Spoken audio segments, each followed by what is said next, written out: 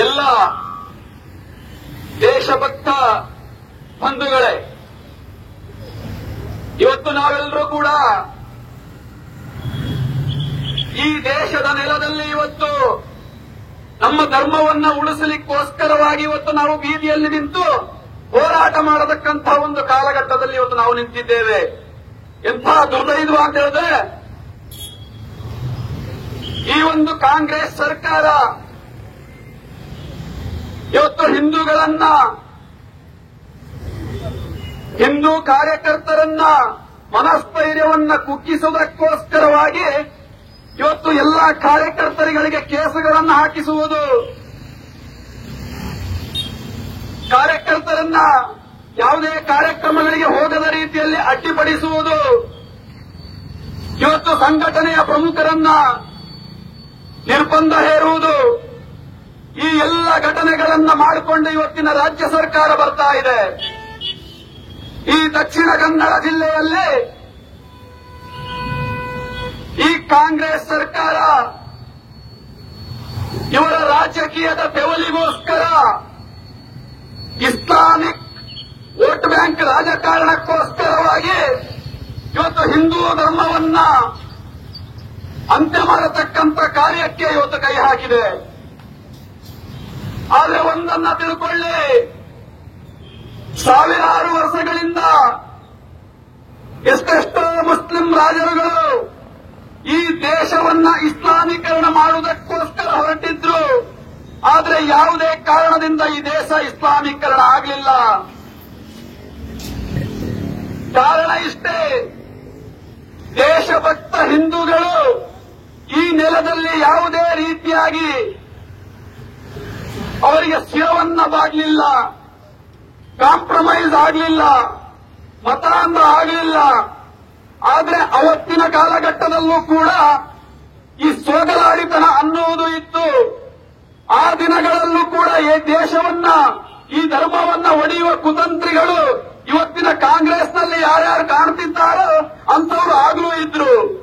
ಆದರೂ ಕೂಡ ಈ ದೇಶದ ನೆಲವನ್ನ ಅಳ್ಳಾಡಿಸ್ಲಿಕ್ಕಾಗ್ಲಿಲ್ಲ, ಈ ಧರ್ಮವನ್ನ ಅಳ್ಳಾಡಿಸ್ಲಿಕ್ಕಾಗ್ಲಿಲ್ಲ.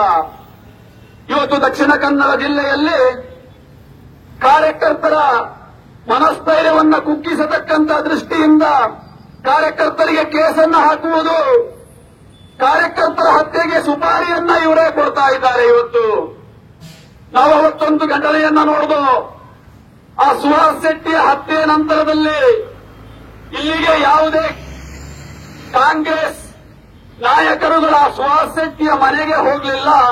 ಅದು ಬಿಟ್ಟು ಮುಸ್ಲಿಂ ಮುಖಂಡರ ಜೊತೆ ಕೂತ್ಕೊಂಡು ಇವರು ಸಭೆಯನ್ನ ಮಾಡ್ತಾರೆ. ಸಭೆಯನ್ನ ಮಾಡುವುದರ ಮೂಲಕ ಇಡೀ ಸಮಾಜವನ್ನ ಪ್ರಚೋದಿಸ್ತಾರೆ. ಹಾಗಾಗಿ ಕೇಸುಗಳನ್ನು ಹಾಕಬೇಕಾಗಿರುವುದು ಹಿಂದೂ ಕಾರ್ಯಕರ್ತರಿಗೆ ಅಲ್ಲ, ಆ ಸಚಿವರಿಗೆ ಕೇಸನ್ನು ಹಾಕಬೇಕಾಗಿತ್ತು, ಆ ಗೃಹ ಸಚಿವರಿಗೆ ಕೇಸನ್ನು ಹಾಕಬೇಕಾಗಿತ್ತು. ಇವತ್ತು ಪ್ರಚೋದನೆ ಕೊಡ್ತಾ ಇರತಕ್ಕಂಥವರು ಆ ಗೃಹ ಸಚಿವರು, ಆ ಉಸ್ತುವಾರಿ ಮಿನಿಸ್ಟರು, ಈ ಇಡೀ ರಾಜ್ಯದ ಕಾಂಗ್ರೆಸ್ ಸರ್ಕಾರ. ಹಾಗಾಗಿ ನಾವು ದಕ್ಷಿಣ ಕನ್ನಡ ಜಿಲ್ಲೆಯಲ್ಲಿ ಹಿಂದೂ ನಾಯಕರುಗಳ ಹತ್ಯೆಯನ್ನು ನೋಡ್ಕೊಂಡು ಬರ್ತಾ ಇದ್ದೇವೆ. ಈ ಗುಲಾಮಗಿರಿಯ ಸೋಗಲಾಡಿ ರಾಜಕಾರಣಿಗಳು ಇವತ್ತು ಹಿಂದೂಗಳ ಹತ್ಯೆ ಆದಂತಹ ಸಂದರ್ಭದಲ್ಲಿ ಇವರು ಎಲ್ಲ ಬೀದಿಯಲ್ಲಿ ನಿಂತುಕೊಂಡು ನಗಾಡತಕ್ಕಂತ ಒಂದು ಸ್ಥಿತಿಗೆ ಇವತ್ತು ತಲುಪಿದ್ದಾರೆ. ಆದರೆ ಹಿಂದೂಗಳು ಯಾವತ್ತೂ ಕೂಡ ಇಂತಹ ಒಂದು ಹತ್ಯೆಯನ್ನ ಎದುರಿಸಲಿಕ್ಕೆ ತಯಾರಿದ್ದೇವೆ. ಹಿಂದೂ ಸಮಾಜ ನಿರ್ವೀರ್ಯ ಸಮಾಜ ಅಲ್ಲ ಅನ್ನುವುದನ್ನ ಈ ಮೊದಲು ಎಷ್ಟೋ ಬಾರಿ ನಾವು ಸಾಬೀತನ್ನ ಪಡಿಸಿದ್ದೇವೆ. ಇವತ್ತು ಈ ರಾಜ್ಯದಲ್ಲಿ ಲವ್ ಜಿಹಾದ್ ಇರಬಹುದು, ಗೋಹತ್ಯೆ ಇರಬಹುದು, ಮತಾಂತರ ಇರಬಹುದು, ಈ ಎಲ್ಲ ವಿಷಯಗಳು ಇದ್ದಾಗಲೂ ಕೂಡ ಸರ್ಕಾರ ಯಾವುದೇ ಮುನ್ನೆಚ್ಚರಿಕೆ ಕ್ರಮಗಳನ್ನು ತಗೊಳ್ತಾ ಇಲ್ಲ. ಅದನ್ನ ಬಿಟ್ಟು ಇಲ್ಲಿ ಯಾವುದೇ ದಂಧೆಗಳಿಗೆ ಅವಕಾಶವನ್ನ ಕೊಟ್ಟಿದೆ, ಬೇರೆ ಬೇರೆ ರೀತಿಯ ಚಟುವಟಿಕೆಗಳಿಗೆ ಅವಕಾಶವನ್ನ ಕೊಟ್ಟಿದೆ. ನಿನ್ನೆ ಇಲ್ಲಿಯ ಒಬ್ಬ ಶಾಸಕ ಹೇಳ್ತಾನೆ, ಹೊಸ ಕಮಿಷನರ್ ಬಂದಾಯಿತು, ಹೊಸ ಎಸ್ಪಿ ಬಂದಾಯಿತು, ಇನ್ನು ನಿಮ್ಮ ಆಟ ನಡೆಯೋದಿಲ್ಲ, ನಿಮ್ಮನ್ನ ಚಡ್ಡಿಯಲ್ಲಿ ನಿಲ್ಲಿಸ್ತೇವೆ.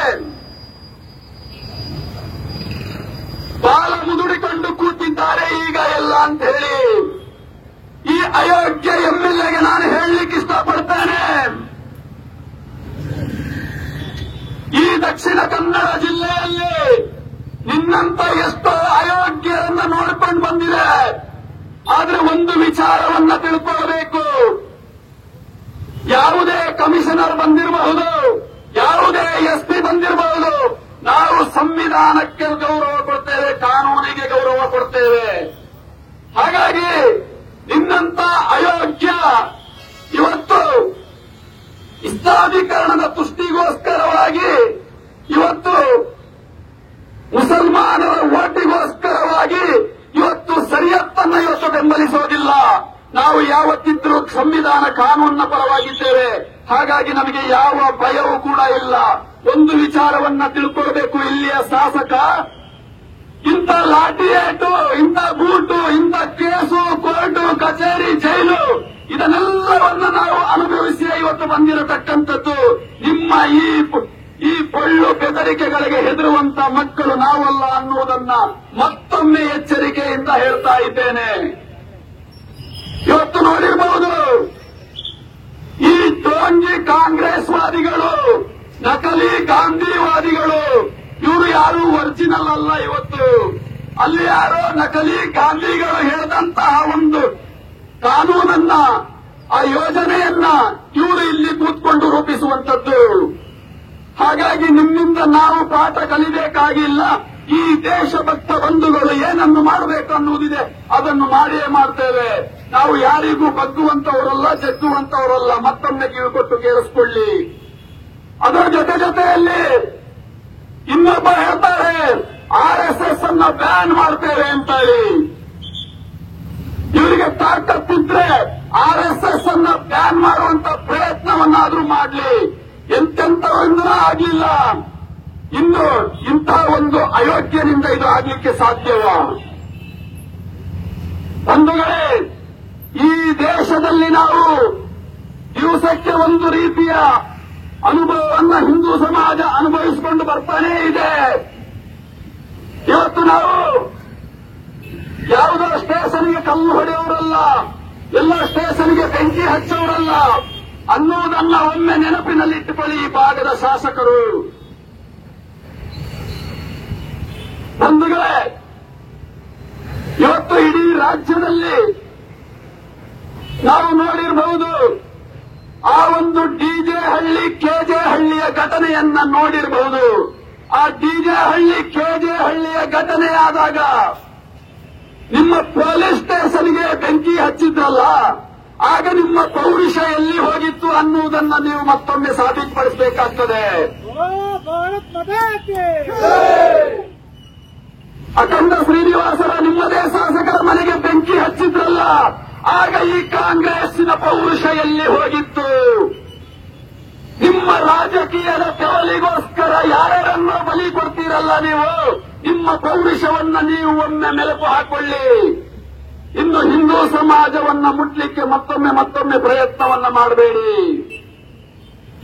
ಅದೇ ನಿಮ್ಮದೇ ಸರ್ಕಾರ ಇದ್ದಾಗ ಮೈಸೂರಿನ ಉದಯಗಿರಿಯಲ್ಲಿ ಯಾವುದೋ ಒಂದು ಮೆಸೇಜ್ ಅನ್ನ ಹಿಂದೂ ಯುವಕ ಮೆಸೇಜ್ ಹರಿಬಿಡ್ತಾನೆ ಅಂತೇಳಿ ಇಡೀ ಮುಸ್ಲಿಂ ಇಸ್ಲಾಮಿಕ್ ಭಯೋತ್ಪಾದಕ ಗೂಂಡಾಗಳು ಅವತ್ತು ಬೀದಿಗೆ ಇಳಿದರು. ಸಾವಿರಾರು ಸಂಖ್ಯೆಯಲ್ಲಿ ಅವರು ಬೀದಿಗೆ ಇಳಿದು ಸುಮ್ಮನೆ ಬಿಡಲಿಲ್ಲ. ಅವರು ಮಾಡಿದ್ದಾದ್ರೂ ಏನು, ನಿಮ್ಮ ಅಧಿಕಾರಿಯ ವಾಹನಕ್ಕೆ ಕಲ್ಲೆಸ್ತರಲ್ಲ, ಆಗ ನಿಮ್ಮ ಪೌರುಷ ಎಲ್ಲಿ ಹೋಗಿತ್ತು? ಈ ಭಾಗದ ಶಾಸಕರು ನೀವು ಹೇಳ್ತಿರಲ್ಲ, ಹೊಸ ಕಮಿಷನರ್, ಹೊಸ ಎಸ್ಪಿ ಬಂದ ಮೇಲೆ ಬಾಲ ಮುದುಡ್ಕೊಂಡು ಕೂತಿದ್ದಾರೆ, ಯಾರು ದಾರಿಗೆ ಬರ್ತಾ ಇಲ್ಲ ಅಂತೇಳಿ. ಒಂದು ವಿಚಾರವನ್ನ ತಿಳ್ಕೊಳ್ಳಿ, ನಾವು ಯಾರ ತಂಟೆಗೂ ಹೋಗೋದಿಲ್ಲ, ನಮ್ಮ ತಂಟೆಗೆ ಬಂದ್ರೆ ಯಾರನ್ನೂ ಬಿಡೋದಿಲ್ಲ ಅನ್ನುವುದನ್ನ ನೀವು ಬರೆದಿಟ್ಟುಕೊಳ್ಳಿ. ಇತಿಹಾಸ ಹೇಳ್ಕೊಡ್ತದೆ. ನಿಮಗೆ ಒಂದು ನೆನಪಿರಲಿ, ಅವತ್ತಿನ ಗೋತ್ರ ಘಟನೆಯನ್ನ ನೆನಪಿಟ್ಟುಕೊಳ್ಳಿ. ಹಿಂದೂ ಸಮಾಜವನ್ನ ಕೆಣಕಿದ್ರೆ ಏನಾಗ್ತದೆ ಅನ್ನುವುದನ್ನ ನೀವು ಒಮ್ಮೆ ಮೆಲುಕು ಹಾಕೊಳ್ಳಿ. ಆಮೇಲೆ ನೀವು ಹಿಂದೂ ಸಮಾಜದ ಬಗ್ಗೆ ಪ್ರಶ್ನೆಯನ್ನ ಮಾಡಿ.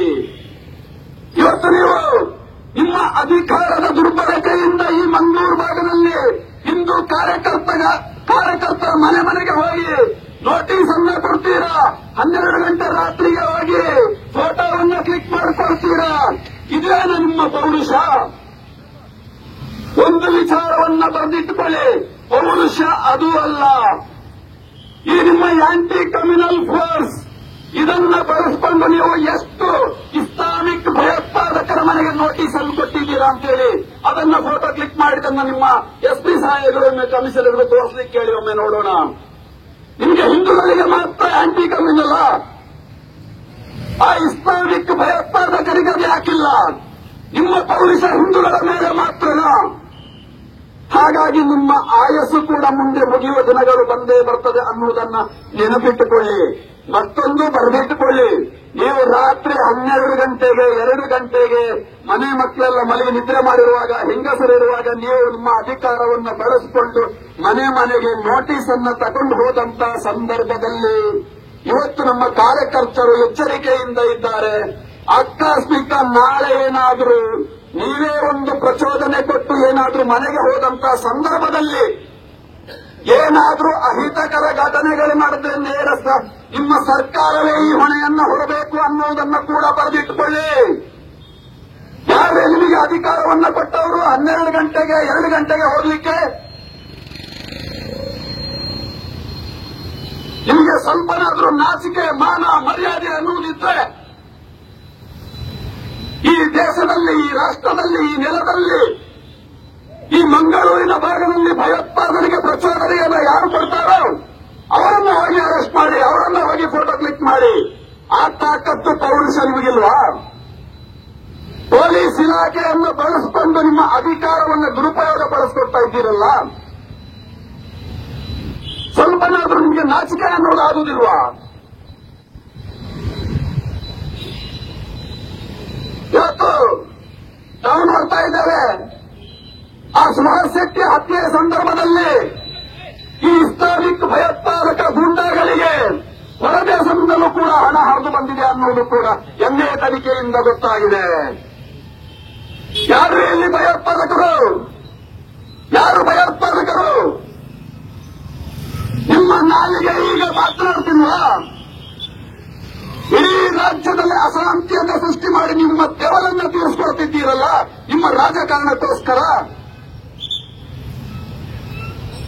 ಒಂದನ್ನ ಬರೆದಿಟ್ಟುಕೊಳ್ಳಿ, ಇವತ್ತು ಈ ಭಾಗದಲ್ಲಿ ಮತಾಂತರ ಆಗ್ತಾ ಇದೆ, ಲವ್ ಜಿಹಾದ್ ಆಗ್ತಾ ಇದೆ, ಗೋಹತ್ಯೆ ಆಗ್ತಾ ಇದೆ. ನಾಳೆ ಬೇರೆ ಬೇರೆ ಪ್ರಕರಣಗಳು ಆಗಬಹುದು. ಈ ರಾಷ್ಟ್ರದ ಕಾಶ್ಮೀರದಲ್ಲಿ ಏನಾಯಿತು? ಒಂದೇ ರಾತ್ರಿಯಲ್ಲಿ ಅವತ್ತು ಹಿಂದೂಗಳನ್ನು ಒಕ್ಕಲೆಬ್ಬಿಸಲಿಲ್ಲ. ನಾನು ಮತ್ತೊಮ್ಮೆ ಕೇಳ್ತೇನೆ, ಕಾಶ್ಮೀರದ ಘಟನೆ ಎಲ್ಲಾದರೂ ಪುತ್ತೂರಿನ ಯಾವುದೋ ಮಸೀದಿ ಮೇಲೆಯಿಂದ ಮೈಕದಲ್ಲಿ ಹಿಂದೂಗಳೇ ಬಿಟ್ಟು ತೊಲಗಿ ಅನ್ನುವ ಘೋಷಣೆಗಳು ನಾಳೆ ಬರಬಹುದು. ಬಂದಾಗ ಶಾಸಕರುಗಳೇ ಎಚ್ಚರಿಕೆಯಿಂದ ಕೇಳಿಸಿಕೊಳ್ಳಿ. ಕಾಶ್ಮೀರದಲ್ಲಿ ಆದಂತಹ ಪರಿಸ್ಥಿತಿ ದಕ್ಷಿಣ ಕನ್ನಡದಲ್ಲಿ ಏನಾದ್ರೂ ಬಂದ್ರೆ ನಾಳೆ ನಿಮ್ ಜೊತೆಗೆ ಅಲ್ಪಸಂಖ್ಯಾತ ಗುಲಾಮರು ಯಾರೂ ನಿಲ್ಲುವುದಿಲ್ಲ. ನಿಲ್ಲುವುದು ಹಿಂದೂ ಸಮಾಜವೇ. ಇದನ್ನು ನೀವು ಬರೆದಿಟ್ಟುಕೊಳ್ಳಿ. ನಾಳೆ ನಿಮ್ಮ ಮನೆಗಳಲ್ಲಿ ನಿಮ್ಮ ಹೆಂಡತಿ ಮಕ್ಕಳ ಮೇಲೆ ಕಾಶ್ಮೀರದಲ್ಲಿ ಯಾವ ರೀತಿ ಅತ್ಯಾಚಾರಗಳಾದ್ರೆ ಇದೇ ಹಿಂದೂ ಸಮಾಜ ನಿಮ್ ಜೊತೆ ನಿಲ್ಲುವುದನ್ನು ನೀವು ಬರೆದಿಟ್ಟುಕೊಳ್ಳಿ.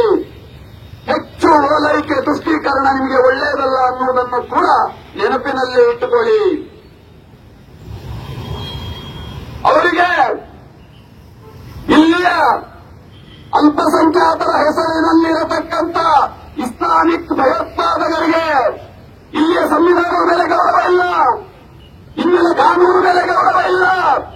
ಅವರಿಗೆ ಗೌರವ ಇರುವುದು ಶರೀಅತ್ನ ಮೇಲೆ ಮಾತ್ರ. ಹಾಗಾಗಿ ನಿಮ್ಮ ಸಂವಿಧಾನ ಅವರ ಹತ್ರ ವರ್ಕೌಟ್ ಆಗುವುದಿಲ್ಲ, ಕಾನೂನು ವರ್ಕೌಟ್ ಆಗುವುದಿಲ್ಲ.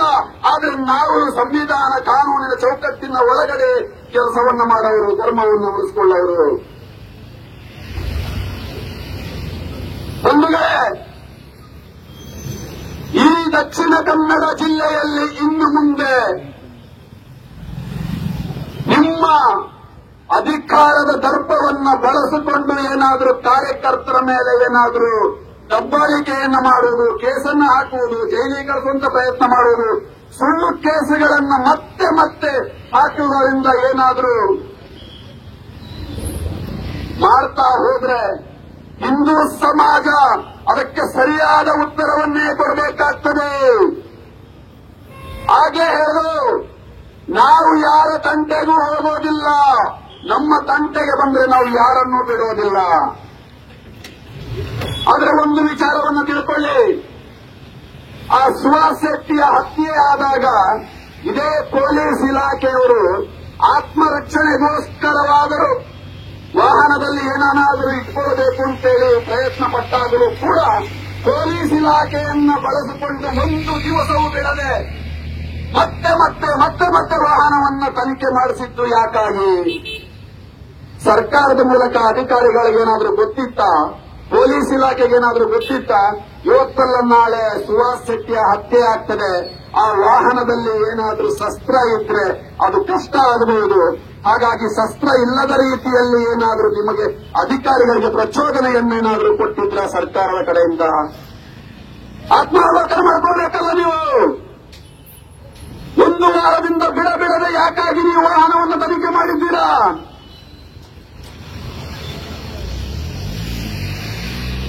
ಸರ್ಕಾರದಲ್ಲಿ ಅಧಿಕಾರ ಇದೆ ಅಂತೇಳಿ ನಿಮ್ಮ ಮನಸ್ಸೋ ಇಚ್ಛೆ ಏನು ಬೇಕಾದ್ರೂ ಮಾಡಬಹುದು ಅಂತ ನೀವು ಯೋಚನೆಯನ್ನ ಮಾಡಬೇಡಿ.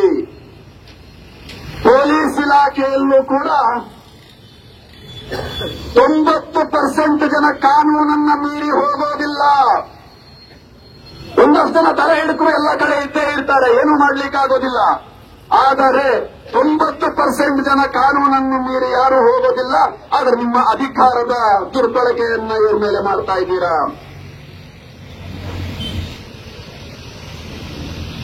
ಒಂದು ಬರೆದಿಟ್ಟುಕೊಳ್ಳಿ, ಈ ರಾಷ್ಟ್ರದಲ್ಲಿ ಹಿಂದೂಗಳಿಗಾಗಿರತಕ್ಕಂಥ ನೆಲ ಇದು ಒಂದೇ. ನಿಮ್ಮ ರಾಜಕಾರಣಕ್ಕೋಸ್ಕರ ಇದನ್ನು ಬಲಿ ಕೊಡಬೇಡಿ. ನಾವು ಹಿಂದುತ್ವ, ಹಿಂದೂ ಸಮಾಜ, ಈ ರಾಷ್ಟ್ರ, ಈ ಧರ್ಮ ಇದನ್ನ ಉಳಿಸಲಿಕ್ಕೋಸ್ಕರವಾಗಿ ನಮ್ಮ ಹೋರಾಟ. ನಾವು ಭಯೋತ್ಪಾದನೆಯನ್ನ ಮಾಡಲಿಕ್ಕೋಸ್ಕರ ನಮ್ಮ ಹೋರಾಟ ಅಲ್ಲ, ನಮ್ಮ ರಾಷ್ಟ್ರವನ್ನ ನಮ್ಮ ಧರ್ಮವನ್ನ ಉಳಿಸಲಿಕ್ಕೋಸ್ಕರವಾಗಿ ನಾವು ಹೋರಾಟ ಮಾಡ್ತಾ ಇರುವಂತದ್ದು. ಆದ್ರೆ ನೀವ್ಯಾರಿಗೆ ಪ್ರಚೋದನೆ ಕೊಡ್ತಾ ಇದ್ದೀರಾ? ಅಲ್ಪಸಂಖ್ಯಾತರ ಹೆಸರಿನಲ್ಲಿ ವೋಟ್ ಬ್ಯಾಂಕಿಗೋಸ್ಕರವಾಗಿ ನೀವು ಓಲೈಕೆ ಮಾಡಿ ಇದನ್ನು ಮಾರಾಟ ಮಾಡಲಿಕ್ಕೆ ಹೊರಟಿದ್ದೀರಲ್ಲ. ಸ್ವಾತಂತ್ರ್ಯ ಪೂರ್ವದಲ್ಲಿ ಇಡೀ ಅಖಂಡ ಭಾರತಕ್ಕಾಗಿ ಸ್ವಾತಂತ್ರ್ಯಕ್ಕಾಗಿ ಹೋರಾಟ ಮಾಡಿದ್ದು ಆ ಕಾಂಗ್ರೆಸ್ಸೇ ಬೇರೆ. ಆದರೆ ಇಸ್ಲಾಮೀಕರಣದ ಬುದ್ಧಿಯನ್ನ ಜಿನ್ನಾವತ್ತು ತೋರಿಸೇ ಬಿಟ್ಟ 47ರ ಮಧ್ಯರಾತ್ರಿಯಲ್ಲಿ ಮತ್ತೊಂದು ಪಾಕಿಸ್ತಾನವಾಯಿತು. ಅದನ್ನು ಮಾಡಿದ್ದು ಯಾರು? ನೀವೇ ಅಲ್ವಾ? ಇವತ್ತು ಮತ್ತೊಂದು ಕಾಶ್ಮೀರ ನಮ್ಮ ಕೈ ತಪ್ಪಿ ಹೋಯಿತು. ಯಾಕಾಗಿ ಹೋಯಿತು? ಅಲ್ಲಿಯೂ ಹಿಂದೂಗಳು ಇರಲೇ ಇಲ್ವಾ? ಈ ಕಾಂಗ್ರೆಸ್ ಗುಲಾಮರಿಗೆ ಹೃದಯ ಮಿಡಿಲೇ ಇಲ್ವಾ? ಅಲ್ಲಿಯ ಹಿಂದೂಗಳನ್ನ ಮಧ್ಯರಾತ್ರಿಯಲ್ಲಿ ಗಂಡಸರ ಎದುರಲ್ಲಿ ಹೆಂಗಸರನ್ನ ಅತ್ಯಾಚಾರ ಮಾಡಿ ಮಕ್ಕಳನ್ನ ಕೊಲೆ ಮಾಡಿ ಕಳಿಸಿದಾಗ ಈ ಕಾಂಗ್ರೆಸ್ನವರಿಗೆ ಹೃದಯ ಮಿಡಿಲೇ ಇಲ್ಲ. ಇವತ್ತು ಕರ್ನಾಟಕದಲ್ಲೂ ಕೂಡ ಅದನ್ನು ಮಾಡಲಿಕ್ಕೆ ಹೊರಟಿದ್ದೀರಾ ಕಾಂಗ್ರೆಸ್ನವರೇ? ಉತ್ತರ ಕೊಡಬೇಕಲ್ಲ ನೀವು. ಒಂದೊಂದು ಕಾರ್ಯಕ್ರಮದಲ್ಲಿ ನೋಡ್ರೆ ನಾನು ನಮ್ಮ ರಾಜ್ಯದ ಮುಖ್ಯಮಂತ್ರಿ ಸಿದ್ದರಾಮಯ್ಯ ಏನ್ ಮಾಡಿದ್ರು? ಪೊಲೀಸ್ ಅಧಿಕಾರಿಗೆ ಕಪಾಳ ಮೋಕ್ಷ ಮಾಡಲಿಕ್ಕೆ ಹೋದ್ರು. ಇದನ್ನು ನಾವು ಸಹಿಸೋದಿಲ್ಲ. ನಾವು ಯಾವತ್ತು ನಮ್ಮ ರಾಷ್ಟ್ರೀಯ ರಕ್ಷಣೆಗೋಸ್ಕರ ನಿಲ್ಲತಕ್ಕಂಥವರು, ನಾವು ಯಾವುದೇ ಕಾರಣಕ್ಕೋಸ್ಕರ ಆ ಆರ್ಮಿಯ ಯೋಧರನ್ನು, ಪೊಲೀಸ್ ಇಲಾಖೆಯನ್ನು ನಾವು ಬಿಟ್ಟು ಕೊಡುವ ಪ್ರಶ್ನೆ ಇಲ್ಲ. ಇದನ್ನು ನೀವು ಬರೆದಿಟ್ಟುಕೊಳ್ಳಿ. ಇವತ್ತು ಸಂಘ ಪರಿವಾರ ಯಾವತ್ತಾದರೂ ರಾಷ್ಟ್ರಕ್ಕೆ ಆತಂಕ ಆಗುವ ರೀತಿಯ ಒಂದು ಚಟುವಟಿಕೆಯನ್ನು ಇದುವರೆಗೆ ಮಾಡಲೇ ಇಲ್ಲ. ನಮ್ಮ ಮೇಲೆ ಆದಂತ ಆಕ್ರಮಣವನ್ನು ತಡ್ಕೊಂಡು ಬಂದಿದೆ, ಅದರ ಪ್ರಶ್ನೆ ಮಾಡಿಕೊಂಡೇ ಬಂದಿದೆ. ಆದ್ರೆ ಹಿಂದೂ ಸಮಾಜ ನಿರ್ವೀರ್ಯ ಸಮಾಜ ಅಲ್ಲ ಅನ್ನುವುದನ್ನ ಮತ್ತೊಮ್ಮೆ ನಾನು ಹೇಳ್ತೇನೆ. ಆ ಗೋತ್ರಾವನ್ನ ಮತ್ತೊಮ್ಮೆ ನೀವು ನೆನಪು ಮಾಡಿಕೊಳ್ಳಿ. ಅವತ್ತು ನೀವು 58 ಜನ ರಾಮಭಕ್ತರನ್ನ ಜೀವಂತ ದಹನ ಮಾಡಿರಲ್ಲ. ಆದರೆ ಹಿಂದೂ ಸಮಾಜದ ಪ್ರತಿಕಾರವನ್ನ ನೀವು ಗಮನಿಸಿದ್ದೀರಾ? 58ಕ್ಕೆ 20 ಅಲ್ಲ, 30 ಅಲ್ಲ, 40 ಪಟ್ಟು ತಲೆಗಳ ಪ್ರತೀಕಾರವಾಗಿದೆ ಅನ್ನುವುದನ್ನು ನೀವು ಗಮನದಲ್ಲಿಟ್ಟು ಕೇಳಿಕೊಳ್ಳಿ. ನಾಳೆ ಏನಾದರೂ ಇವತ್ತು ನಿಮ್ಮ ವೋಟ್ ಬ್ಯಾಂಕ್ ರಾಜಕಾರಣಕ್ಕೋಸ್ಕರ ಇವತ್ತು ಬಾಂಗ್ಲಾದಿಂದ ಅಸ್ಸಾಂ ಹೆಸರಲ್ಲಿ ಇವತ್ತು ಐಡಿ ಕಾರ್ಡ್ ಆಧಾರ್ ಕಾರ್ಡ್ ಮಾಡ್ಕೊಂಡು ಬಂದು ಈ ಕರಾವಳಿಯ ಎಲ್ಲ ಭಾಗದಲ್ಲಿ ಭಯೋತ್ಪಾದನಾ ಚಟುವಟಿಕೆಯನ್ನು ನಡೆಸ್ತಾ ಇದ್ದಾರೆ. ಸರ್ಕಾರಕ್ಕೆ ತಾಕತ್ತಿದ್ರೆ ಅದರ ಬಗ್ಗೆನೂ ಒಂಚೂರು ಗಮನ ಹರಿಸಿ. ಇವತ್ತಿಲ್ಲಿ ಬಂದು ಗೋ ಹತ್ಯೆಯನ್ನು ಮಾಡ್ತಾ ಇದ್ದಾರೆ, ಮನೆ ಕಳ್ಳತನವನ್ನು ಮಾಡ್ತಾ ಇದ್ದಾರೆ, ದೇವಸ್ಥಾನವನ್ನು ಕಳ್ಳತನ ಮಾಡ್ತಾ ಇದ್ದಾರೆ. ಇದನ್ನ ನೀವು ಒಂದು ಚೂರಾದ್ರೂ ಯೋಚನೆ ಮಾಡಿದ್ದೀರಾ? ಆದರೆ ಒಂದು ತಿಳ್ಕೊಳ್ಳಿ, ಅಲ್ಲಿಂದ ಬಂದಂತ ಬಾಂಗ್ಲಾದೇಶದ ಇಸ್ಲಾಮಿಕ್ ಗೂಂಡಾಗಳು ಇವತ್ತು ಏನಾದ್ರು ಅಸ್ಸಾಂನಲ್ಲಿ ಬಂದು ಆಧಾರ್ ಕಾರ್ಡ್ ಅನ್ನು ಮಾಡ್ಕೊಂಡು ಬಂದು ಇಲ್ಲಿ ಭಯೋತ್ಪಾದನೆಯನ್ನ ಮಾಡ್ತೇವೆ ಅಂದ್ರೆ ಎಚ್ಚರಿಕೆಯಿಂದ ಕೇಳಿಸ್ಕೊಳ್ಳಿ, ನಾವು ಕೂಡ ಶಸ್ತ್ರಗಳನ್ನು ಬಳಸಬೇಕಾಗ್ತದೆ ಅನ್ನುವಂತಹ ಉದಾಹರಣೆಯನ್ನು ಕೊಡ್ತಾ ಇದ್ದೇನೆ. ಗಲ್ಲಿ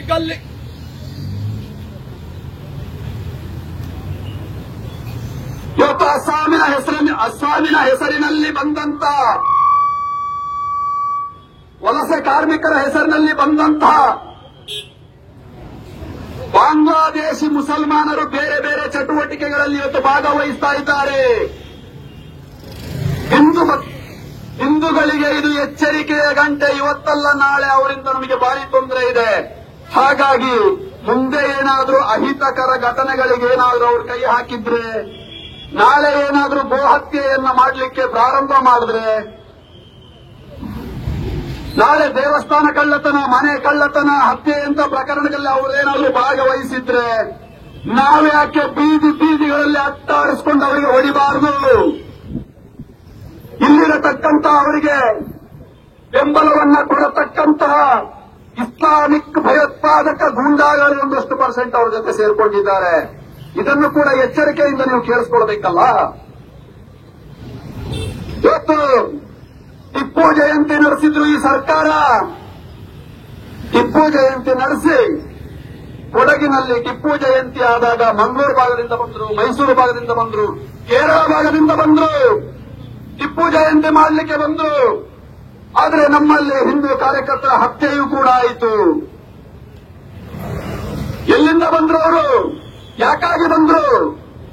ಆ ಮುಸಲ್ಮಾನರು ಟಿಪ್ಪು ಜಯಂತಿ ಮಾಡ್ತೇವೆ ಅನ್ನೋ ಹೆಸರಿನಲ್ಲಿ ಹಿಂದೂಗಳ ಮೇಲೆ ನರಮೇಧವನ್ನು ಮಾಡಲಿಕ್ಕೆ ಬಂದಿದ್ರು.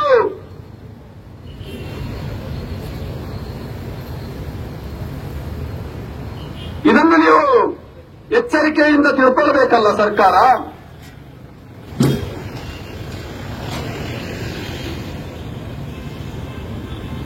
ಒಂದು ವಿಚಾರವನ್ನ ತಿಳ್ಕೊಳ್ಳಿ,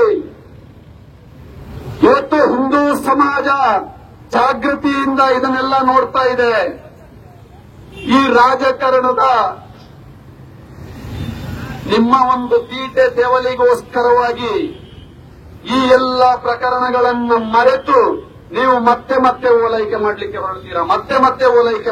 ಹೊರಡ್ತೀರಾ.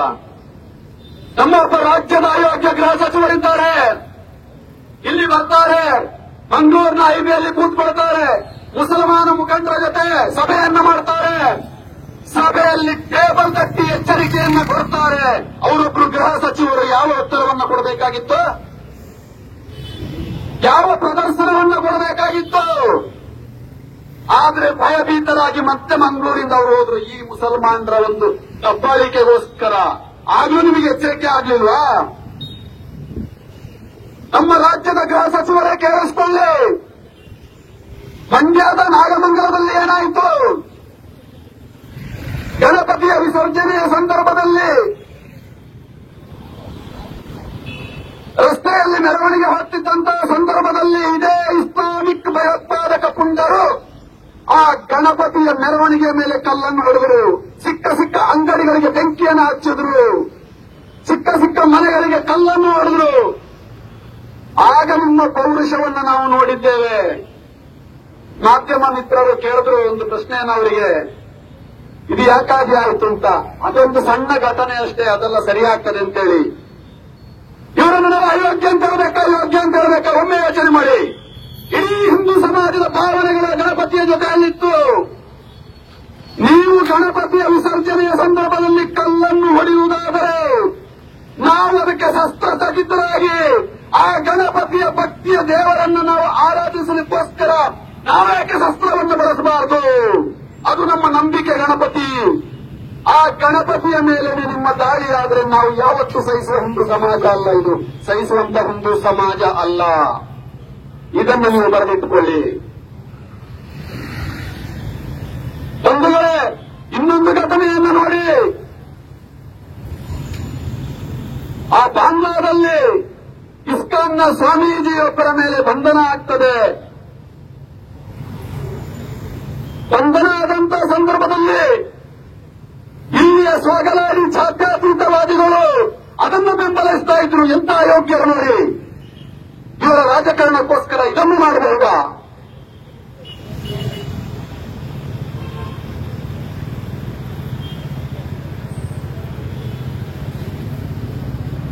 ಈ ದೇಶದ ನೆಲದಲ್ಲಿ ಪ್ರತಿಯೊಬ್ಬರಿಗೂ ಕೂಡ ವಾಕ್ ಸ್ವಾತಂತ್ರ್ಯವಿರ್ತದೆ ಅನ್ನುವುದನ್ನು ಮರಿಬಾರದು. ಯಾಕೆ ಅಂತ ಹೇಳಿದ್ರೆ, ಇವತ್ತು ಇಂತಹ ಕಾರ್ಯಕ್ರಮ ಬೇರೆ ಬೇರೆ ಭಾಗಗಳಲ್ಲಿ ಆಯೋಜಿಸಿದಂತ ಸಂದರ್ಭದಲ್ಲಿ ನಿಮ್ಮ ಅಧಿಕಾರಿಗಳನ್ನು ಬಳಸಿಕೊಂಡು ಹಿಂದೂ ಮುಖಂಡರು ಆ ಪ್ರದೇಶಕ್ಕೆ ಬರಬಾರದು ಅನ್ನತಕ್ಕಂಥ ನಿರ್ಬಂಧವನ್ನು ಹೇರ್ತಿರಲ್ಲ.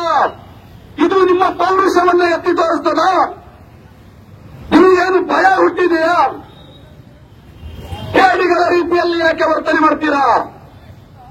ಇವತ್ತು ಹಿಂದೂ ಮುಖಂಡರು ಮಂಗಳೂರಿಗೆ ಕಾಲಿಡಬಾರದು ಅನ್ನೋದಾದ್ರೆ ಏನು ಮಂಗಳೂರು ಇವರ ಒಪ್ಪಂದ? ಇದನ್ನ ಹಿಂದೂ ಸಮಾಜ ಪ್ರಶ್ನೆ ಮಾಡಬೇಕಾ ಬೇಡವಾ? ಈ ದೇಶ ನಮ್ದು. ಈ ದೇಶಕ್ಕೆ ಗೌರವ ಕೊಡ್ತೇವೆ, ಈ ಕಾನೂನಿಗೆ ಗೌರವ ಕೊಡ್ತೇವೆ, ಈ ಸಂವಿಧಾನಕ್ಕೆ ಗೌರವವನ್ನು ನಾವು ಕೊಡ್ತೇವೆ. ಆದರೆ ಹಿಂದೂ ಕಾರ್ಯಕರ್ತ ಅಂತೇಳಿ ಹಿಂದೂ ಮುಖಂಡರನ್ನ ನೀವು ಒಳಗಡೆ ಬರಲಿಕ್ಕೆ ಬಿಡೋದಿಲ್ಲ, ತಡೀತೀರಾ ಅನ್ನೋದಾದ್ರೆ ಎಂತ ಹೇಳಿಗಳು ನೀವು? ತಲೆ ಹಿಡಕ ಸರ್ಕಾರ ಬಾಯಿ ನಿಮ್ದು. ನಾಚಿಕೆ ಆಗಬೇಕಲ್ಲ ನಿಮಗೆ? ಹಿಂದೂ ಪ್ರಮುಖರೇನಾದ್ರೂ ಭಯೋತ್ಪಾದನೆ ಮಾಡಲಿಕ್ಕೆ ಬರ್ತಾರೆ ಅಂದ್ರೆ ಈ ಪೌರುಷವನ್ನು ನೀವು ಯಾಕೆ ಮುಸಲ್ಮಾನರ ಮೇಲೆ ತೋರಿಸೋದಿಲ್ಲ? ಈ ಭಯೋತ್ಪಾದಕ ಮುಸಲ್ಮಾನರ ಮೇಲೆ ಯಾಕೆ ತೋರಿಸೋದಿಲ್ಲ?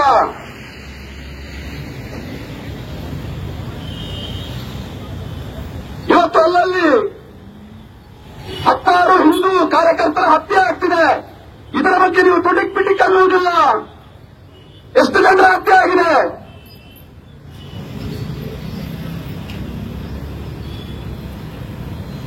ಅವತ್ತು ಬಿಜೆಪಿ ಕೆಜೆಯಲ್ಲಿ ಘಟನೆ ಆಯಿತು.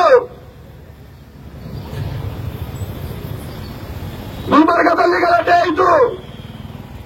ಬೇರೆ ಬೇರೆ ಕಡೆಯಲ್ಲಿ ಗಲಾಟೆ ಆದಂತ ಸಂದರ್ಭದಲ್ಲಿ ಕೇಸನ್ನ ಹಾಕಿ ಆ ಕೇಸನ್ನ ವಾಪಸ್ ತಗೊಳ್ತಿರಲ್ಲ. ಇವರು ಹಿಂದೆ ಪಿಎಫ್ಐನ ಕಾರ್ಯಕರ್ತರಾಗಿ ಕೆಲಸ ಮಾಡಿದ್ದಂತ ಕಾರಣಕ್ಕೋಸ್ಕರವೇ ಈ ನಿಷೇಧಿತ ಪಿಎಫ್ಐ ಕಾರ್ಯಕರ್ತರು ಏನ್ ಬೇಕಾದ್ರೂ ಭಯೋತ್ಪಾದನೆ ಮಾಡಬಾರದು, ಅವ್ರ ಮೇಲೆ ಕೇಸ್ ಹಾಕಬಾರದು ಅಂದ್ರೆ ಯಾವ ನ್ಯಾಯ ಇದು? ನಿಮ್ಮ ಸ್ಟೇಷನ್ಗೆ ಬೆಂಕಿ ಕೊಟ್ಟವ್ರನ್ನ ನೀವು ಕೇಸನ್ನು ವಾಪಸ್ ಹಿಂಪಡಿತೀರಲ್ಲ, ಇದು ಯಾವ ಗುಲಾಮಗಿರಿ ನಿಮ್ದು? ನಾಚಿಕೆ ಆಗಲ್ವ ಈ ಸರ್ಕಾರಕ್ಕೆ? ಇಂಥ ಅಯೋಗ್ಯ ಸರ್ಕಾರವನ್ನ ಇಟ್ಟುಕೊಂಡು ನೀವು ಹಿಂದೂ ಸಮಾಜದ ಮೇಲೆ ಪ್ರಯೋಗವನ್ನ ಮಾಡ್ತಾ ಇದ್ದೀರಾ? ಒಂದು ವಿಚಾರವನ್ನು ಗಮನದಲ್ಲಿ ಇಟ್ಟುಕೊಳ್ಳಿ. ಕಾಂಗ್ರೆಸ್ ಮುಖಂಡರೇ, ಈ ಸರ್ಕಾರದ ನಾಯಕರುಗಳೇ, ನಿಮ್ಮ ಅಂತ್ಯಕಾಲ ಈಗ ಬಂದಿದೆ. ಹಿಂದೂ ಸಮಾಜವನ್ನ ಮತ್ತೆ ಮತ್ತೆ ಕೆಣಕಿ ನೀವು ಈ ಒಂದು ಷಡ್ಯಂತ್ರವನ್ನ ಮಾಡ್ತಾ ಇದ್ದೀರಲ್ಲ. ಭಯೋತ್ಪಾದನೆಗೆ ಪ್ರಚೋದನೆಯನ್ನ ಕೊಟ್ಟಿರೋದು ನಮ್ಮ ರಾಜ್ಯದ ಮುಖ್ಯಮಂತ್ರಿ ಅನ್ನುವುದನ್ನು ನೀವು ಮರಿಬೇಡಿ. ಈ ರಾಜ್ಯದಲ್ಲಿ ಅಶಾಂತಿಯನ್ನು ಸೃಷ್ಟಿ ಮಾಡಿರತಕ್ಕಂಥವ್ರನ್ನ ಕೇಸನ್ನ ಖುಲಾಸೆ ಮಾಡಿರತಕ್ಕಂಥವ್ರು ನೀವೇ. ಕೇಸನ್ನ ಖುಲಾಸೆ ಮಾಡಿಬಿಟ್ಟು ಭಯೋತ್ಪಾದನೆಗೆ ಬೆಂಬಲವನ್ನು ಕೊಟ್ಟಿರತಕ್ಕಂಥವ್ರು ನೀವೇ. ಅಧಿಕಾರದ ದುರ್ಬಳಕೆ ಈ ಮಟ್ಟಕ್ಕೆ ಹೋದಾಗ ಮತ್ತೆ ಪೊಲೀಸ್ ಇಲಾಖೆಯನ್ನ ಬಳಸಿಕೊಂಡು ದಕ್ಷಿಣ ಕನ್ನಡ ಜಿಲ್ಲೆಯ ಪೂರ್ಣ ಭಾಗದಲ್ಲಿ ಇವತ್ತು ಹಿಂದೂ ಕಾರ್ಯಕರ್ತರನ್ನ ದಮನ ಮಾಡುವಂತ ಪ್ರಯತ್ನವನ್ನ ನೀವು ಮಾಡ್ತಾ ಇದ್ದೀರಾ. ಒಂದು ವಿಚಾರ ತಿಳ್ಕೊಳ್ಳಿ, ಸರ್ಕಾರ ಎಚ್ಚರಿಕೆಯಿಂದ ಕೇಳಿಸಿಕೊಳ್ಳಿ. ಇವತ್ತು ನಮ್ಮ ಮೇಲೆ ಅಲ್ಲಲ್ಲಿ ಕಾರ್ಯಕರ್ತರ ಮೇಲೆ ಹಲ್ಲೆಗಳಾಗ್ತಾ ಇದೆ, ಮಾರಣಾಂತಿಕ ಹಲ್ಲೆ, ಹತ್ಯೆಗಳಾಗ್ತಾ ಇದೆ. ನೀವು ಸರ್ಕಾರದ ಮಟ್ಟದಲ್ಲಿ ತಡಿಲಿಕ್ಕೆ ಪ್ರಯತ್ನವನ್ನ ಮಾಡಲಿಲ್ಲ ಅನ್ನುವುದಾದರೆ ಹಿಂದೂ ಸಮಾಜಕ್ಕೆ ಅದನ್ನ ಹೇಗೆ ತಡಿಬೇಕು ಅನ್ನುವುದು ನಮ್ಮ ಗಮನದಲ್ಲಿ ಇದೆ.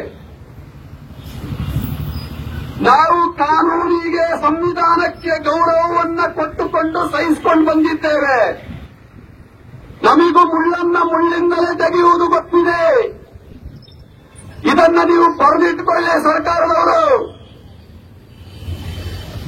ನಿಮಗೆ ಕಂಟ್ರೋಲ್ ಮಾಡಲಿಕ್ಕೆ ಆಗಲಿಲ್ಲ ಅಂತ ಹೇಳಿದ್ರೆ ಹೇಳಿ, ಆಮೇಲೆ ನೋಡೋಣ. ನಾವು ಕೂಡ ಎಲ್ಲಿ ತನಕ ತಾಳಬೇಕು ಅಲ್ಲಿ ತನಕ ತಾಳ್ತೇವೆ. ನಮ್ಮ ರಕ್ಷಣೆಗೋಸ್ಕರ, ಈ ಸಮಾಜದ ರಕ್ಷಣೆಗೋಸ್ಕರ, ಈ ಸಮಾಜದ ಏಳಿಗೆಗೋಸ್ಕರ ನಾವು ಕೂಡ ಸನ್ನದ್ಧರಾಗಿದ್ದೇವೆ ಅನ್ನುವುದನ್ನ ಮರಿಬೇಡಿ. ಇಲ್ಲಿಯ ಶಾಸಕರು ಏನೋ ಗೇಲಿ ಮಾಡುವ ರೀತಿಯಲ್ಲಿ ಮಾತನಾಡಿದ್ರಲ್ಲ ನಿನ್ನೆ. ಹೊಸ ಕಮಿಷನರು, ಹೊಸ ಎಸ್ಪಿ ಬಂದಿದ್ದಾರೆ, ಇನ್ನು ನಿಮ್ಮ ಆಟ ನಡೆಯೋದಿಲ್ಲ, ಬಾಲ ಮುದುಡ್ಕೊಂಡು ಕೂತಿದ್ದೀರಾ ಅಂತ ಅವರಿಗೂ ಗೊತ್ತಿದೆ. ನೀವು ಅಯೋಗ್ಯರು ಅನ್ನುವುದು ಅವರಿಗೂ ಗೊತ್ತಿದೆ, ಕಮಿಷನರ್ಗೂ ಗೊತ್ತಿದೆ, ಎಸ್ಪಿ ಸಾಹೇಬರಿಗೂ ಗೊತ್ತಿದೆ.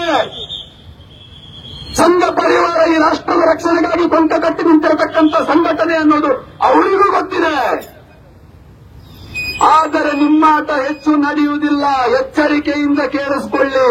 ಈ ರೀತಿಯ ಹಿಂದೂ ಸಮಾಜವನ್ನ ಗೇಲಿ ಮಾಡತಕ್ಕಂಥ ಪ್ರಯತ್ನಕ್ಕೆ ನೀವು ಕೈ ಹಾಕಿದ್ರೆ ನೀವು ಈ ನೆಲದಲ್ಲಿ ಮುಂದೆ ರಾಜಕಾರಣ ಮಾಡುವುದಲ್ಲ, ನಿಮ್ಮ ಅಸ್ತಿತ್ವವನ್ನ ಉಳಿಸಿಕೊಳ್ಳುವುದೇ ಕಷ್ಟ ಇದೆ ಅನ್ನೋದನ್ನ ನೆನಪಿನಲ್ಲಿಟ್ಟುಕೊಳ್ಳಿ.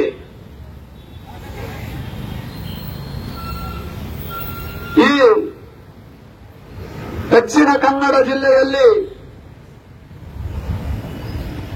ಹಿಂದೂ ಕಾರ್ಯಕರ್ತರನ್ನ ದಮನ ಮಾಡಲಿಕ್ಕೆ ನಿಮ್ಮ ಎಲ್ಲ ಪ್ರಯತ್ನಗಳನ್ನ ಇವತ್ತು ಇಡೀ ಸಮಾಜ ಜಾಗೃತಿಯಿಂದ ನೋಡ್ತಾ ಇದೆ. ನೀವೇನಾದ್ರೂ ಮತ್ತೆ ಮತ್ತೆ ಮತ್ತೆ ಮತ್ತೆ ಪ್ರಯತ್ನಕ್ಕೇನಾದ್ರೂ ಕೈ ಹಾಕಿದ್ರೆ ನಿಮ್ಮ ದಮನ ಕೂಡ ಆಗುವುದು ಅಲ್ಲೇ ಅನ್ನುವುದು ಯೋಚನೆಯಲ್ಲಿ ಇಟ್ಟುಕೊಳ್ಳಿ. ಈ ತನಕ ನಾವು ಹಿಂದೂ ನಾಯಕರನ್ನ ಕಳ್ಕೊಂಡಿದ್ದೇ ಹೆಚ್ಚು. ಮೂಡುಬಿದಿರೆಯ ಶರತ್ ಮಡಿವಾಳ ಇರಬಹುದು, ಸುಗಾನಂದ ಶೆಟ್ಟಿ ಇರಬಹುದು, ಪ್ರವೀಣ್ ನೆತ್ತಾರು ಇರಬಹುದು, ಸುಹಾಸ್ ಶೆಟ್ಟಿ ಇರಬಹುದು, ಕೊಡಗಿನ ಕುಟ್ಟಪ್ಪ ಇರಬಹುದು, ಪ್ರವೀಣ್ ಪೂಜಾರಿ ಇರಬಹುದು, ಮೈಸೂರಿನ ರಾಜು ಇರಬಹುದು, ಬೆಂಗಳೂರಿನ ರುದ್ರೇಶ ಇರಬಹುದು, ಇನ್ನು ಅನೇಕ ಹಿಂದೂ ನಾಯಕರಿಂದ ಇವತ್ತು ಸಮಾಜ ಕಳ್ಕೊಂಡಿದೆ. ಅದಕ್ಕೆಲ್ಲ ಕಾರಣ ಇದೇ ಇಸ್ಲಾಮಿಕ್ ಭಯೋತ್ಪಾದಕ ಗೂಂಡಾಗಳು. ಬೇರೆ ಯಾರು ಮಾಡಿಲ್ಲ ಇದನ್ನ. ಇತಿಹಾಸವನ್ನು ಕೆಣಕಿ ನೋಡಿ. ಹಿಂದೂ ಸಮಾಜದಿಂದ, ಹಿಂದೂ ಸಂಘಟನೆಗಳಿಂದ ಯಾವುದೇ ಕಾರಣಕ್ಕೂ ಕೂಡ ಇದುವರೆಗೆ ಅಂತಹ ಕೃತ್ಯಗಳು ಆಗಲೇ ಇಲ್ಲ. ಈ ನೆಲದಲ್ಲಿ ಭಯೋತ್ಪಾದನೆಗೆ ಬೆಂಬಲವನ್ನು ಕೊಟ್ಟಿರುವಂತದ್ದೇ ಕಾಂಗ್ರೆಸ್ ಸರ್ಕಾರ. ಭಯೋತ್ಪಾದನೆಯನ್ನು ಮಾಡಿರುವಂತದ್ದೇ ಇಸ್ಲಾಮಿಕ್ ಭಯೋತ್ಪಾದಕ ಗೂಂಡಾಗಳು. ಅವರನ್ನ ಘೋಷಿಸತಕ್ಕಂಥದ್ದು ಇದೇ ಕಾಂಗ್ರೆಸ್ ಸರ್ಕಾರ. ಅವ್ರ ಮೇಲೆ ಕೇಸ್ ಇಲ್ಲ, ಅವ್ರ ಮೇಲೆ ತನಿಖೆ ಇಲ್ಲ. ಯಾರನ್ನು ಕರ್ಕೊಂಡೋಗಿ ಫಿಕ್ಸ್ ಮಾಡ್ತಾರೆ, ಅಲ್ಲಿಂದ ಬಿಡುಗಡೆ ಮಾಡ್ತಾರೆ, ಕೇಸನ್ನ ಖುಲಾಸೆ ಮಾಡ್ತಾರೆ. ಇಂಥ ಅಯೋಗ್ಯ ಸರ್ಕಾರದಿಂದ ಮಾತ್ರ ಇದು ಸಾಧ್ಯ. ಇನ್ನೊಂದು ಹೇಳಲಿಕ್ಕೆ ಇಷ್ಟಪಡ್ತೇನೆ. ನೀವು ನೋಟಿಸ್ ತಗೊಂಡು ಹೋದ್ರಲ್ಲ ನಮ್ಮ ಕಾರ್ಯಕರ್ತರ ಮನೆಗಳಿಗೆ, ನಿಮಗೆ ಆಯೋಗ ಜಾರಿಸಿದ್ದು ನಮಗೆ ಗೊತ್ತಿದೆ, ಕಾನೂನು ನಮಗೂ ಗೊತ್ತಿದೆ, ಸಂವಿಧಾನದಲ್ಲಿ ಏನೇನಾಗಿದೆ ಅನ್ನುವುದು ನಮಗೆ ಗೊತ್ತಿದೆ. ಇದನ್ನು ತಿಳ್ಕೊಳ್ಳಿ. ನಿಮ್ಮ ಸರ್ಕಾರ, ನಿಮ್ಮ ಶಾಸಕರು ಕೂಡ ಅದನ್ನು ತಿಳ್ಕೊಳ್ಬೇಕಾಗ್ತದೆ. ಇವತ್ತು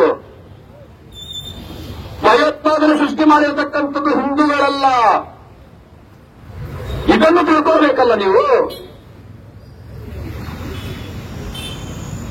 ಒಂದು ವೇಳೆ ಈ ರಾಷ್ಟ್ರದ ನೆಲದಲ್ಲಿ, ಈ ಮಂಗಳೂರಿನ ಭಾಗದಲ್ಲಿ ಇವತ್ತು ಏನಾದರೂ ದಮನಕಾರಿಗೆ ನೀವೇನಾದರೂ ಕೈ ಹಾಕಿದ್ರೆ ಹಿಂದೂ ಸಮಾಜ ಅದಕ್ಕೆ ಸರಿಯಾದ ಪ್ರತಿಯುತ್ತರವನ್ನ ಕೊಡಲೇಬೇಕಾಗ್ತದೆ ಅನ್ನುವುದನ್ನ ಈ ಮನಗಂಟ ಯಾವುದೇ ಮಂಗಳೂರು ಭಾಗದಲ್ಲಿ ಆಂಟಿ ಕಮ್ಯುನಲ್ ಫೋರ್ಸ್ ಹಿಂದೂಗಳಿಗೆ ಮಾತ್ರ ಅನ್ವಯಿಸಬಾರದು.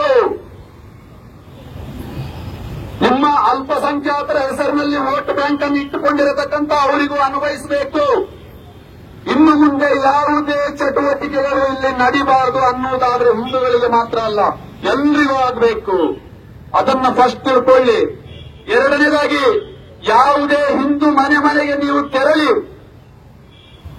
ಏನಾದರೂ ನೋಟಿಸ್ ಅನ್ನ ಕೊಡುವಂಥದ್ದು, ದೊಡ್ಡ ಬೆದರಿಕೆಯನ್ನು ಹಾಕುವಂಥದ್ದು, ಸುಳ್ಳು ಮೊಕದ್ದಮೆಗಳನ್ನ ಹಾಕುವಂಥದ್ದು, ಇಂಥ ಪ್ರಯತ್ನಕ್ಕೆ ಕೈ ಹಾಕಿದ್ರೆ ಇವತ್ತು ನಾವು ಹೋರಾಟದ ಮೂಲಕ ಆರಂಭವನ್ನ ಮಾಡಿದ್ದೇವೆ. ಇದರ ಅಂತ್ಯ ಭಾರಿ ಘೋರ ಆಗಿರಬಹುದು. ಅದೇ ರೀತಿಯ ಹೋರಾಟವನ್ನು ನಾವು ಮುಂದೆ ತಗೊಳ್ಬೇಕಾಗ್ತದೆ ಅನ್ನತಕ್ಕಂಥ ಎಚ್ಚರಿಕೆಯನ್ನ ನಿಮ್ಮ ಸರ್ಕಾರಕ್ಕೂ ಮತ್ತು ಪೊಲೀಸ್ ಇಲಾಖೆಗೂ. ಯಾಕಂದ್ರೆ ಪೊಲೀಸ್ ಇಲಾಖೆ ಪಾಪ ಕಾನೂನಿನ ಚೌಕಟ್ಟಿನೊಳಗಡೆ ಕೆಲಸ ಮಾಡಿದಾಗ ಕೆಲಸ ಮಾಡಲಿಕ್ಕೆ ಬಿಡಲಿಲ್ಲ. ಅದ್ಯಾರು ಬಿಡಲಿಲ್ಲ ಅಂದ್ರೆ ಈ ಸರ್ಕಾರ. ಇವರ ಪ್ರಭಾವವನ್ನು ಬಳಸಿ ಅವರನ್ನು ಮಾಡಬಾರದ ಕೆಲಸವನ್ನ ಮಾಡಿಸ್ತಾ ಇದೆ. ಹಾಗಾಗಿ ಪೊಲೀಸ್ ಕಮಿಷನರ್ ಇರ್ಬೋದು, ಎಸ್ಪಿ ಅವರಿರ್ಬೋದು, ನೀವು ಒಂಚೂರು ತಿಳ್ಕೊಳ್ಬೇಕು. ಹಿಂದೂ ಸಮಾಜದ ಮೇಲೆ ಈ ಪ್ರಯತ್ನವನ್ನ ಇನ್ನು ಮುಂದೆ ಮಾಡಲಿಕ್ಕೆ ಹೋಗಬೇಡಿ. ಹಿಂದೂ ಸಮಾಜ ಇದನ್ನ ಎದುರಿಸಲಿಕ್ಕೆ ಸಶಕ್ತ ಆಗಿದೆ ಅನ್ನುವುದನ್ನು ನಾನು ಆಗ್ಲೇ ಉಲ್ಲೇಖ ಮಾಡಿದೆ. ಹಾಗಾಗಿ ಇನ್ನು ಮುಂದೆ ಏನಾದರೂ ಈ ಕರಾವಳಿ ಭಾಗದಲ್ಲಿ ನೀವೇನಾದರೂ ಹಿಂದೂಗಳ ಬಗ್ಗೆ ಏನಾದರೂ ಮಲತಾಯಿ ಧೋರಣೆಯನ್ನ ತೋರಿದ್ದು, ಹಿಂದೂಗಳ ಮೇಲೆ ಏನಾದರೂ ಕ್ರಮವನ್ನು ತೆಗೆದುವಂತ ಪ್ರಯತ್ನವನ್ನ ಮಾಡಿದ್ರೆ ನಾವು ಕೂಡ ಅದೇ ರೀತಿಯಲ್ಲಿ ಉತ್ತರ ಕೊಡ್ತೇವೆ ಅಂತ ಹೇಳ್ತಾ, ಇವತ್ತಿನ ಈ ಪ್ರತಿಭಟನೆಯಲ್ಲಿ ನಾವೆಲ್ಲರೂ ಭಾಗವಹಿಸಿದ್ದೇವೆ.